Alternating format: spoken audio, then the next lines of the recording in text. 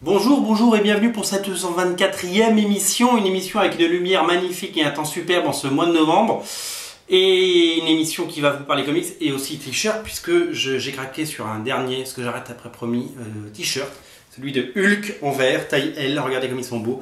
Je vous en ai parlé sur comicsplace.net et voilà, bah écoutez, comme ça vous les voyez avec un modèle, comment dire, en léger surpoids dira-t-on. Alors nous allons parler évidemment comics en haute définition. J'ai une houppette, vous savez, hop, qui rebique là, c'est très étrange. Et on commence tout de suite avec l'événement pour les vieux comme moi évidemment. Ceux qui ont lu Titan, Strange et Mustang et tout ça. C'est la sortie chez Delcourt de Micros Archive tome 1. Alors Micros Archive tome 1, c'est quoi? C'est du vieux comics pour les vieux comme nous. Et c'est une vraie madeleine et je remercierai jamais assez Thierry Mornay et Delcourt et la collection Comics Fabrique de nous sortir ça. C'est l'intégrale des épisodes de la série Micros par Jean-Yves Mitton. Alors il se trouve que dans les années 70 et 80, les comics étaient édités par Lug et Semic, enfin Lug puis Semic. Et Lug a produit ses propres super-héros en plus de la publication des 4 Fantastiques, de Spider-Man et tout ça. Et il y avait Photonic et il y avait Micros. Et Micros c'est donc créé par un Français, Jean-Yves Mitton, qui depuis a fait une très très belle carrière dans la bande dessinée. Et ça c'est un peu son personnage culte, Micros. Alors il faut savoir que, moi je vais être très honnête avec vous, j'ai jamais lu Micros quand c'est sorti. Pourquoi? Parce que quand j'ai commencé à lire des comics, je crois que c'était en 87, c'était déjà terminé Micros. Et Jean-Yves Mitton était sur une autre série qui s'appelait Epsilon, qui était publiée dans Titan. Et je suis tombé crazy in love d'Epsilon. Et depuis, j'adore Jean-Yves Mitton. Et voilà, donc je suis vraiment très très fan de cette collection. Et donc du coup, je suis ravi que ça ressorte. Alors c'est une intégrale qui reprend, il y aura 4 tomes, si tout va bien, si tout sort. Et si ça marche, donc il faut le soutenir. Donc évidemment c'est de la pure madeleine, c'est de la nostalgie totale, puisque c'est du vrai old school. Alors l'autre chose qu'il faut savoir, c'est que, je vais vous montrer les pages, Delcourt ressort Micros en noir et blanc. Alors ça veut dire quoi? Ça veut dire que on découvre le trait magnifique et merveilleux de Jean-Yves Mitton en noir et blanc. Mais pourquoi c'est en noir et blanc? Tout simplement parce que Jean-Yves Mitton possède l'intégralité des pages, ou quasi l'intégralité des pages de Micros en noir et blanc, les originaux, et que ben, c'est ces pages-là qui ont été rescannées pour l'édition ici présente. Et qu'est-ce que je voulais vous dire? Je sais plus. Oui, pardon. Et en fait, les films qui ont servi à l'époque pour faire les Mustangs et les Titans et tout ce que vous voulez, ont disparu. On ne les retrouve pas, ça a été perdu dans les déménagements, chez les imprimeurs, etc. Donc ça voudrait dire que s'il fallait que ça ressorte en couleur avec les couleurs d'époque, eh bien il aurait fallu tout refaire. Et ça n'aurait pas été économiquement possible, parce que nous sommes sur un marché de niche, nous sommes sur un marché... vous avez vu, il y a un petit effet sympa là, je crois que c'est la poussière sur l'objectif. Désolé. Voilà, donc ça n'aurait pas été possible de l'avoir en couleur, donc nos amis de Delcourt l'ont sorti en noir et blanc parce que c'était, en gros, c'était ça ou rien.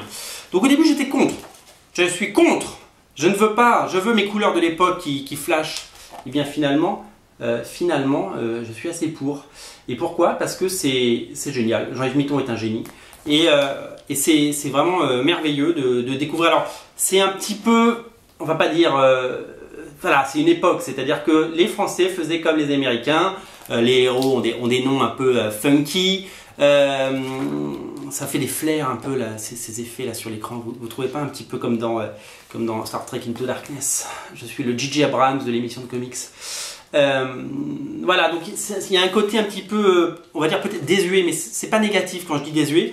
Alors que moi j'adore, évidemment le dessin, et on se rend compte à quel point il était bon dessinateur, bon encreur, surtout qu'il faisait, à l'époque comme un américain, il faisait ses 22 pages ou 20 pages par mois, et c'était génial. Alors l'histoire c'est quoi? C'est un groupe de super-héros qui se forment avec des gens qui ont des pouvoirs, enfin qui ont déjà des dons à la base, qui sont hyper doués en sport, et qui vont être enlevés par des extraterrestres, et qui vont devenir des titans microscopiques, et donc après ils vont combattre les méchants, etc. Après c'est du super-héros classique, mais moi j'adore, voilà. Je voulais vous en parler parce que Micros, chez Delcourt, il voilà, peut-être que les jeunes d'entre nous ne seront pas, les jeunes parmi nous, pardon, ne seront pas sensibles à ça. À noter, mais voilà, les gens comme nous, ça, oh mon Dieu. À noter que à la fin du mois sort Micros Photonic, un inédit de 100 pages par Jean-Yves Mitton et Reedman.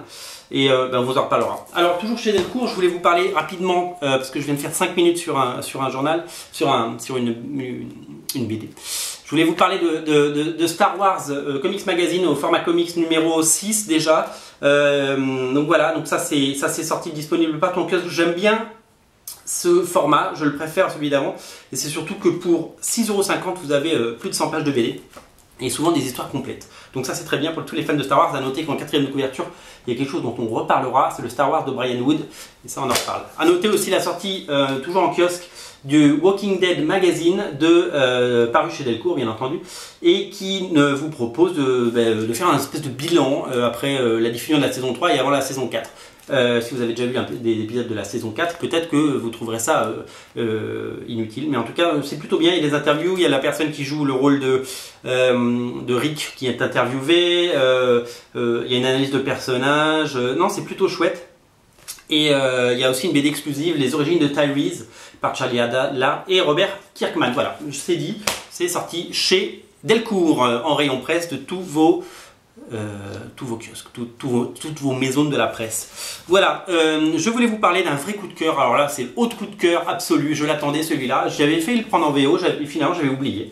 Et puis c'est ressorti. Alors c'est Thor Mighty Avengers. Alors vous savez que Thor 2 est sorti au cinéma. Il a fait plus de 200 000 entrées le premier jour. Il est parti pour faire un gros succès. Alors moi je l'ai vu, j'ai trouvé ça un petit peu décevant. J'en parle sur comicsplace.net. Vous pouvez aller lire ma chronique, c'est pas le sujet. Ça c'est une série qui a fait connaître un dessinateur qui s'appelle Chris Samney et qui depuis dessine Daredevil, qui a également dessiné le Rocketeer qui est sorti chez Delcourt il y a quelques mois. Et alors les gens vont dire mais attendez, c'est du old school. Non, c'est pas du old school, c'est un dessinateur cartooniste de talent qui a son univers et qui est vraiment hyper doué. Alors c'est quoi? Cette série, c'est une série qui est parue il y a quelques années aux États-Unis et qui prend le postulat de départ de dire voilà, c'est un numéro 1, vous connaissez pas Thor, Thor arrive sur Terre. Pourquoi il est sur Terre? Est-ce qu'il est, voilà, on va apprendre qu'il a été banni par Odin, on va attendre, il va retrouver son marteau, Jane Foster, etc., qui n'est pas infirmière là pour le coup, mais vous découvrirez un petit peu son univers. Et ce que j'ai aimé, c'est que c'est d'une simplicité dans l'écriture et dans le dessin. Mais quand je dis simple, c'est pas bébête, quoi. C'est fluide. C'est très difficile de faire quelque chose d'aussi génial. Et c'est génial. Alors, le scénario est signé Robert Langridge, qui a travaillé longtemps sur les Muppets. Et donc c'est Chris Samney au dessin, et ce sont des stand-alone, c'est-à-dire qu'il y a 8 épisodes que vous pouvez lire, et à chaque fois en fait le pitch c'est que Thor rencontre, il rencontre Captain Britain, il rencontre Namor, il rencontre Fin Fan Pong, il rencontre, on va en savoir plus pourquoi il a été banni, on va apprendre son destin au fil des épisodes, et puis évidemment sa relation avec Jane Foster. Moi j'ai trouvé ça absolument génial, je l'ai dévoré ce bouquin. Alors je sais que j'ai lu un commentaire que j'ai pas validé sur Comic Place parce qu'il était haineux et que la personne me parlait très mal, donc voilà, en disant que je me foutais de la gueule du monde en conseillant un livre comme ça. Je conseille parce que je l'adore ce bouquin, et c'est pas des conneries, parce que c'est vraiment absolument génialissime. J'ai vraiment pris une claque totale. Voilà, si vous n'avez jamais rien lu sur Thor, si vous voulez connaître ses origines, et si vous êtes fan de ce type de dessin, parce qu'il faut aimer aussi, hein, je peux comprendre que si vous aimez plutôt du Simone Bianchi sur Thor, ou si vous aimez plutôt des artistes comme Jim Lee, comme Evan Reis, ou enfin des trucs tout en muscle. Ici c'est tout en finesse, tout en subtilité, une espèce de ligne claire, voilà, un dessin un peu cartoony. Ça fait penser à qui? Ça fait penser moi je trouve que ça fait penser à du Mignola, ça fait penser à du Mike Evon Hemming, ça fait penser à tous ces artistes que j'adore, ça fait penser un peu à Duncan Fegredo, ça fait penser enfin voilà, c'est génial. Et à la base je suis pas hyper fan du personnage de Thor, mais avec des bonnes BD comme ça, je trouve que ça devient accessible. Je tousse, hein, tout va bien. Ben oui, je suis en t-shirt et on est en novembre. Alors, autre sortie à ne pas rater, ça c'est chez Milady, j'ai dit que je vous en parlerai cette semaine. J'en ai fait l'acquisition que en fin de semaine et j'ai pas eu le temps de le lire. Alors ça c'est pas bien. Mais par contre je voulais vous signaler sa sortie parce que je vous en avais parlé et je voulais vous le montrer. C'est le numéro 5 de Lock and Key, une des dernières séries publiées par Milady Graphics, un des vestiges de Milady Graphics en dur, puisque vous savez que maintenant ils sont disponibles que en dur, donc les 5 tomes sont en dur. Et donc c'est toujours signé Joe Hill, le scénariste Joe Hill et romancier, fils de Stephen King. Et c'est marrant parce que maintenant on dit fils de Stephen King, avant on le disait pas, on dit Jésus, juste c'est génial. Et maintenant on se sent obligé de lire, de situer ce personnage. Mais le fait que ce soit génial n'a rien à voir avec le fait que ce soit un fils de... Bon, passons. Et c'est dessiné magnifiquement par Gabriel Rodriguez. Le dessin est d'ailleurs encore pris, je trouve, en noirceur, en densité et en technique. Je trouve que c'est absolument merveilleux. Donc voilà, donc c'est un épisode, je vous ai peut-être spolié des pages en vous montrant des pages au hasard. Moi je suis ravi parce que je vais me le lire. Et voilà, je voulais simplement vous signaler sa sortie, puisque voilà, je pense que vous n'avez pas besoin de moi pour le lire ou l'acheter, puisque c'est absolument une série qui pour le moment nous a époustouflé sur les 4 premiers tomes, et Joe Hill aussi sur The Cape, que vous avez peut-être lu, nous a séduit. Donc voilà, moi je suis très très fan, et je souhaite tout le succès du monde à nos amis de Milady Graphics dans ce titre, et j'espère que j'espère qu'ils nous en sortiront d'autres de leur chapeau et qu'ils redonneront vie à certaines séries, mais seul l'avenir le dira, bien entendu. On termine avec, alors je vous en ai parlé sur Comic Space et je voulais vous les montrer parce que j'ai un aveu à vous faire. Mon aveu, c'est que je suis...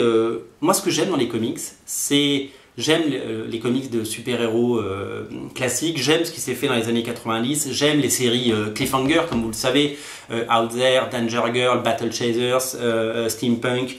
J'aime cette époque parce qu'il y avait une vraie créativité, il y a eu une génération de talents qui est née, dont Michael Turner, bien entendu. Alors Michael Turner, c'est le monsieur qui dessine ça. Et voilà, et je voulais vous montrer, cette série que je suis en train de me refaire en VF. Parce que j'ai une vraie affection, d'abord parce que graphiquement c'est impeccable, et je vais vous montrer parce que Michael Turner est un esthète évidemment, et que ses personnages sont à la fois beaux et sexy, et puis c'est quand même culte, et qu'il faut soutenir ce genre de BD en France parce que alors bon, ça marche, Phasome, je pense qu'on dit Fatome, on dit Phasome en anglais, moi je dis Fatome parce que je suis fatigué, et donc voilà, donc ça, alors pour comprendre, il y a eu plein de séries. Mais il y a eu une série principale de 15 numéros par Michael Turner qui est publiée d'abord chez Topco aux États-Unis, puis chez Aspen Comics. La série de 15 numéros est publiée dans la série, en français, Fathom Origins. Et ça commence au numéro 2, c'est pas très pratique. Donc il y a 4 tomes de Fathom Origins, et l'histoire principale, la number 1, celle qu'il faut découvrir, je n'ai pas besoin de lire tout pour le moment, mais lisez au moins ça. Ça commence à partir du tome 2. Mais pourquoi ça commence à partir du tome 2? Parce qu'évidemment, il y a une histoire flashback qui a eu lieu avant, qui s'appelait La rage de Killian, Killian's Tide, un petit peu en anglais, il y a fait un jeu de mots sur la rage de Killian, mais aussi Tide, c'est la vague. Et donc du coup, ça aurait pu... Enfin voilà, donc ça c'est le tome 1, et il n'est pas dessiné par Michael Turner, il est dessiné par son protégé, comme on dit en anglais, un dessinateur que j'adore qui s'appelle Talent Caldwell, qui fait beaucoup de couvertures maintenant et qui dessine plus beaucoup de BD, et c'est bien dommage. Il avait fait aussi un truc super sur Superman à l'époque que j'avais absolument adoré. Donc voilà, c'est très frais, c'est un super dessin, et c'est pour ça que je suis content que le tome 1 ne soit pas dessiné par un gros tâcheron. Il est dessiné par un mec que j'adore. Donc voilà, vous pouvez lire le tome 1 qui raconte les origines finalement de Killian, un des personnages principaux de la série. Les couvertures sont de toute façon signées Michael Turner, et l'histoire principale donc, qui avait donné naissance à Phasome, c'est dans le tome 2, donc 2, 3, 4. Et ça raconte les histoires d'Aspen Matthews. Aspen Matthews, c'est quelqu'un qui est né entre les deux mondes, si vous voulez. Elle est à la fois, elle peut respirer sous l'eau, c'est un peu comme dans Marine Man, un petit peu comme dans Aquaman, c'est un peu comme tous ces Namor, tous ces personnages aquatiques qui a une double vie entre le monde des humains et le monde, notre monde à nous. Mon téléphone a sonné, je ne sais pas si vous l'avez entendu, je l'ai oublié de le couper. Et voilà, et donc une guerre se prépare entre évidemment le monde aquatique et le monde des humains, parce que les uns ne respectent pas les autres. C'est très écolo finalement, et c'est un très très beau message. Et puis c'est surtout les dessins de Michael Turner qui étaient au top au milieu des années 90. C'était à la suite de Witchblade. Il avait créé ce personnage chez Topco avant de créer sa propre société, et ce personnage continue parce qu'il y a une série qui vient de commencer aux États-Unis, c'est le volume 5 je crois, ils l'ont appelé All New Phasome, et c'est dessiné par un mec qui est génial, qui s'appelle Alex Conat, qui dessine vraiment, on dirait, du Michael Turner. Voilà, moi je suis très fan de ces séries, et tout comme je vais me refaire les Darkness, tout comme je vais me refaire pas mal de choses dans les mois à venir. Je voulais j'ai pris que les 2 premiers pour le moment, je me prendrai la suite au fil de l'eau parce que ça coûte. Et voilà, je suis ravi parce que c'est encore disponible et je pense qu'il faut les soutenir. Donc si vous aimez les comics bien dessinés, bien colorés, avec des histoires sympas, légers, vous ne prenez pas la tête et vous passez un très très bon moment de lecture, je vous conseille Fathom. Voilà pour aujourd'hui. N'oubliez pas, les fans de toujours, de lire Micros, et n'oubliez pas d'aller tous les jours sur comicspace.net, je vous y retrouve. Et puis regardez le beau t-shirt, c'est Hulk. Voilà, je vous souhaite une très bonne semaine. C'était la 124e émission. Salut!